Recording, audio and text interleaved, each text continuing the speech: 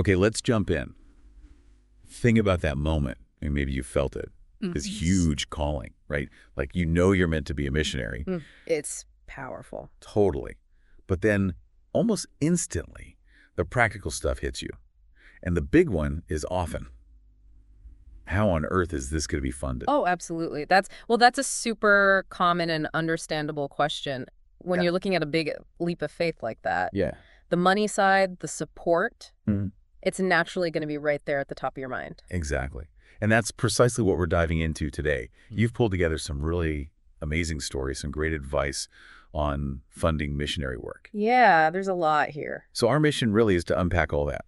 We want to pull out the key insights, give you a clearer picture of, the faith side and the practical strategies. And what's really interesting, I think, is just how varied the sources are. You've got this incredibly moving story, the one about the mechanic in Scotland. Oh, yeah. That was powerful. Right.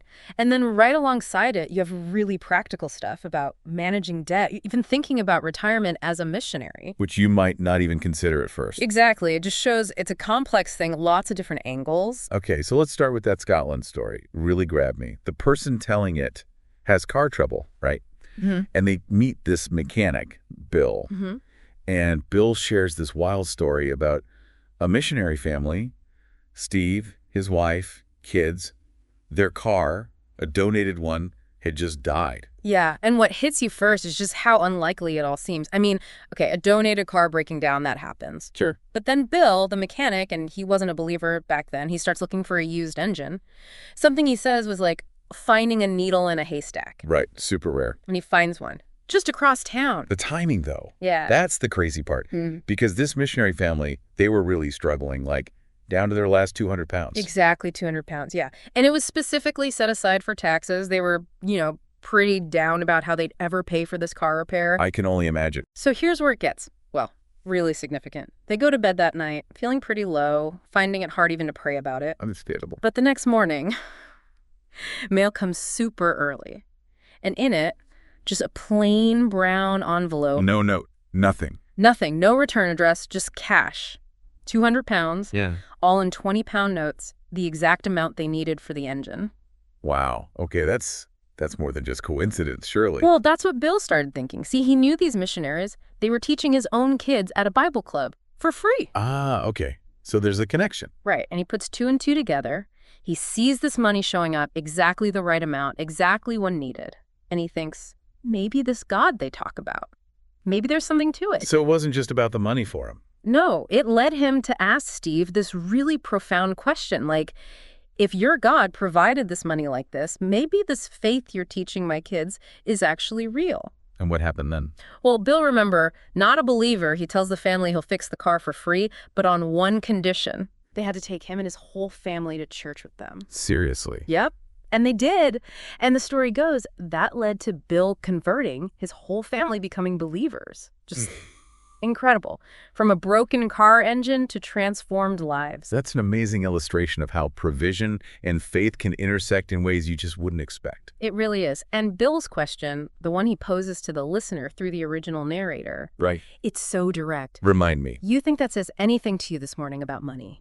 About whether God can provide finances to serve in his kingdom work? Oof. Yeah. That hits right back to that initial fear, doesn't it? Yeah. How will this ever be funded? Exactly. It challenges you to maybe see support raising differently, not just as this massive hurdle. Right. And the sources we looked at, they really pick up on that theme. They suggest that actually raising support isn't just a necessary evil. It's a vital part of the ministry itself. That's a key shift in perspective, isn't it? Instead of just, I have to ask for money, it's framed as this way for other believers to get involved. To participate in what God's doing somewhere else. Yeah, it gives them a real, tangible connection.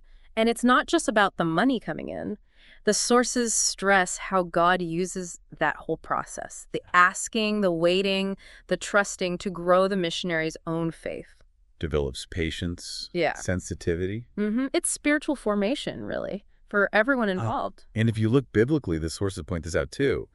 God has a track record of providing, right? Yes, Like Abraham. Yeah, Abraham's whole story is about trusting God for provision when things looked impossible. And Paul talks about it in Philippians. Receiving support, yeah. And even that concept in Romans about God calling things into existence that don't exist yet, It kind of lays this theological groundwork for trusting him. So it's built on faith, Yeah. but there's this idea of partnership, too, that comes up a lot. Oh, definitely. It's not meant to be a one-way street like, give me money. Right. It's about sharing the vision, the good stuff, the hard stuff, the opportunities, the blessings. Yeah. You bring people alongside you. They become real partners. Like stakeholders in the mission. Exactly. Which naturally leads to thinking about, okay, what attitude should you have when you're doing this? Yeah. How do you approach it? Well, one big piece of advice is resist fear. You know that verse, 2 Timothy 1:7? God hasn't given us a spirit of fear. But of power, love, and self-discipline. Yeah. So the idea is view support raising not as scary begging, but as confidently sharing this amazing thing God wants to do. Carrying the vision. Right. And often the support comes from places you totally didn't expect, just because people connect with that authentic passion. That makes sense. What else? Avoid pressure tactics, both putting pressure on people like some kind of salesperson. Yeah. Nobody likes that. And also avoiding this kind of, presumptuous faith where you just expect money to fall out of the sky without actually asking or building relationships. So find that balance. Right. Trust God, ask thankfully, but don't be manipulative or passive. Exactly. It's about authentic sharing, grounded in faith. There's that story, too, from Mike in Equatorial Guinea. Oh, yeah. That's a great one. He thought his savings would cover his trip. A short-term thing initially. Right. But then things changed. Costs went up. He needed to stay longer. Hadn't planned for that financially. So what did he do? Started praying. And then, out of the blue, friends started sending money. They didn't even know his specific updated need. God just prompted them. Wow. That speaks volumes about trusting God's involvement, even when you haven't broadcasted the need widely. Absolutely. And the sources also talk about letting courage and truth guide you. Having that deep conviction, that assurance that this is what God wants you to do. That makes the asking easier, I bet, because it's not about you. Precisely.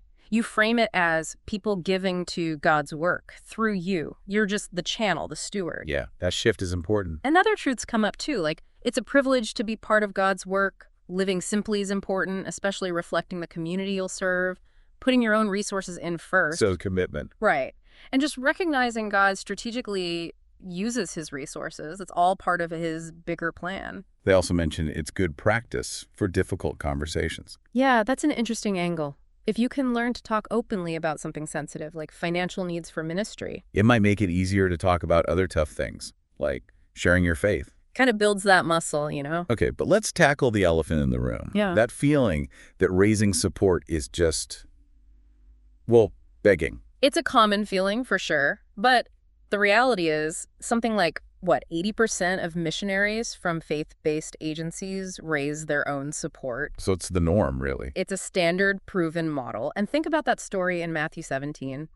Jesus needed money for the temple tax. The coin in the fish's mouth. Exactly. Even Jesus faced financial needs, and God provided, maybe unconventionally, but he provided. Good point.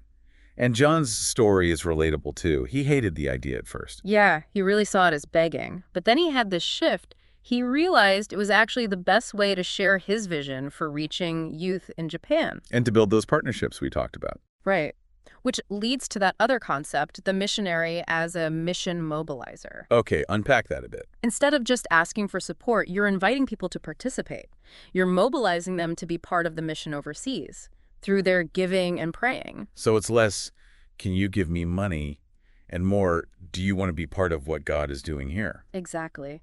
Some sources even suggest swapping the word support for partner. It reframes the whole conversation. I like that, partnership. And Moises mentioned the humility aspect, how raising support really forced him to depend completely on God, not his own cleverness. And God answered his prayer about having local supporters too, right? Yeah, showing that personal touch, that specific care. Karen saw it as others affirming the call. Mm-hmm. The financial partnership becomes a confirmation, and it deepens the missionary's own trust in God when they see him provide through others. And Jay, I liked his shift from asking for money to telling people what God is doing. That's a huge mental shift, isn't it? Changes everything about the conversation. Definitely. Now, what about alternatives? Is raising support the only way? Not necessarily. The sources mention tent making. Like the Apostle Paul, making tents. Essentially, yeah. Using your professional skills or trade to earn a living in the country where you're serving while also doing ministry. So like being an engineer or a teacher or a nurse. Exactly. You support yourself through your job. There are organizations like Global Opportunities that help people figure that out. But even then, prayer support is still vital, right? Oh, absolutely. No matter how the finances work, the prayer partnership is non-negotiable. And Jay, even though he shifted his mindset, he admitted he hated asking at first. Yeah, he was very honest about that. But he also saw how God blessed his obedience, his willingness to be humble in that process. It comes back to that idea of being sent, doesn't it, from Romans 10. Right. How can they hear without someone preaching to them? And how can anyone preach unless they are sent? The supporters are the senders. And the missionary is the link, the communicator. Connecting those who send with those who need to hear. It's a beautiful picture, really. Okay, so if someone's thinking, all right, I need to do this, but it still feels overwhelming, what are some effective approaches? Well, Dale Pugh talks about combining faith-filled prayer with fearless communication. Pray and speak. Basically, yeah. Pray specifically, claim God's promises for provision, and then go and honestly, clearly share the need and the vision. Don't be shy about it. Makes sense. What else? There's the principle of giving generously yourself now. Tom in Slovakia shared that. He gave sacrificially before he even started raising his own support. And felt like God honored that when his own support came in. Like Luke 6.38, give and it will be given to you. Exactly. It's about having a generous heart yourself. And then the example of George Miller comes up. The orphanage guy. Yeah. Incredible faith. Ran huge orphanages purely on prayer and trusting God, never directly asking people for money. Just prayed and shared the needs publicly, but no direct appeals. Right. And his faith had a massive impact on other mission leaders like Hudson Taylor. Mueller believed that same kind of faith was available to all believers. Believing God won't withhold any good thing. If you walk uprightly and trust him. It's a high bar, but inspiring. Definitely. Okay, shifting gears slightly. The practical question. How much is enough? And when do you actually go? Yeah, the million-dollar question, sometimes literally. Bill from Into All the World makes the point clearly. It varies hugely. Depends on the country. Yep. Cost of living there, your family size, your specific situation, and what the sending agency requires. There's no single magic number. So you need to figure out the specifics for your situation. Right. Rob from Operation Mobilization links the amount to location and housing and says the time it takes to raise it depends on how much effort you put into building those relationships. He met with nearly 100 families. Yeah, 96 families in 4 months. That's focused effort. Wow. And setting a deadline helps. Bill Dillon suggests that, yeah, creates urgency, helps focus the effort. But what about leaving before you're fully funded? Is that ever okay? The advice is generally pretty strong. Don't do it. Rob from OM advises aiming for 110% even. A buffer. Yeah, because support can fluctuate. He jokingly talks about unbaptized wallets, promises that haven't quite materialized yet. You need solid commitments. And JB shared that sad story about his colleague. Right, went with only 80% funded and had to come home early. It's heartbreaking and often avoidable. But Carol offered a counterpoint, didn't she? She did. More emphasis on trusting God to provide needs, even if not all wants are met right away. And she mentioned that sometimes support actually increases after you leave. So trust God more than the bank balance. Kind of. It highlights that tension again, prudent planning versus radical faith. There might not be one right answer for everyone, but the caution against leaving significantly underfunded is strong. Okay. Another big practical hurdle. Debt. Oh, yeah. The sources are clear. Debt is a major hindrance. So how do you deal with it, especially if you need training, like seminary? The advice starts early. Minimize borrowing during training. Proverbs 22.7, the borrower is slave to the lender. So, budget tightly. Needs versus wants. Definitely. Live like a missionary before you become one. Aggressively chase scholarships. Avoid those unsubsidized loans if possible. Maybe work part-time. That's suggested. And maybe even churches could help support students while they're training, not just after. What about existing debt, though? Student loans? Maybe credit cards? Plan A is usually get on a strict repayment plan and stick to it. Or sometimes you can include the loan payments in your actual mission budget that you raise support for. But you have to be disciplined. Absolutely. Stick to the plan. Pray for windfalls to pay it off faster. Kelly's advice was, when in doubt, don't, especially about taking on more debt. So the ideal is work hard, live lean, pay it off before you go. That's the strong recommendation from folks like David Smith at WEC. Their agency, for instance, requires credit card debt to be gone. They have policies for school loans, but it requires clear supporter commitment. And people have seen debt disappear unexpectedly. Yeah, stories of unexpected gifts, bonuses, inheritances. God can work in surprising ways when you're committed to dealing with it. Like Corinne selling their house. Exactly. A big step of faith that God honored. And for medical folks, those MedSend grants can be a huge help with med school debt. Okay, looking even further down the road, retirement. Seems weird to think about when you're just starting. It does, but Proverbs 30 talks about the ant preparing. It's wise stewardship. How does it typically work for missionaries? It varies. Some agencies have retirement plans. Others, like WEC apparently, leave it more to the missionary and their supporters to plan for. But God provides even then. David Smith shared that WEC retirees haven't been left destitute. God continues to provide. But the practical advice is clear. Start saving early. Put money into your own retirement fund. It's primarily your responsibility. That's the emphasis from people like Jay. Don't just assume the agency or supporters will cover it entirely decades down the line. But then Jack had that different take, focusing on heavenly treasure. Yeah, more of a Matthew 6 perspective. Trust God day by day, now and later. He faced hardship, but his trust was in God's ultimate provision, not an earthly pension fund. And Tom's advice, Wesley's quote. Save all you can, give all you can. Kind of combines prudence with generosity. Trusting God will honor both, even for retirement. Lots of different perspectives on that, Jan. It's personal, involves faith and wisdom. Okay, let's wrap up with that story about Pastor Lorenzo in Mexico. That felt really powerful. Oh, yeah.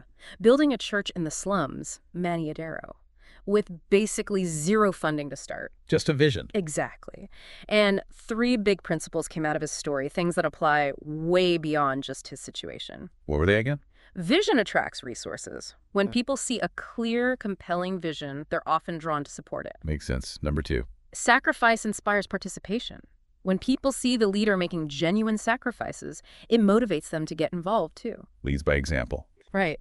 And the 3rd was perseverance gives God time to work. Sometimes things don't happen overnight.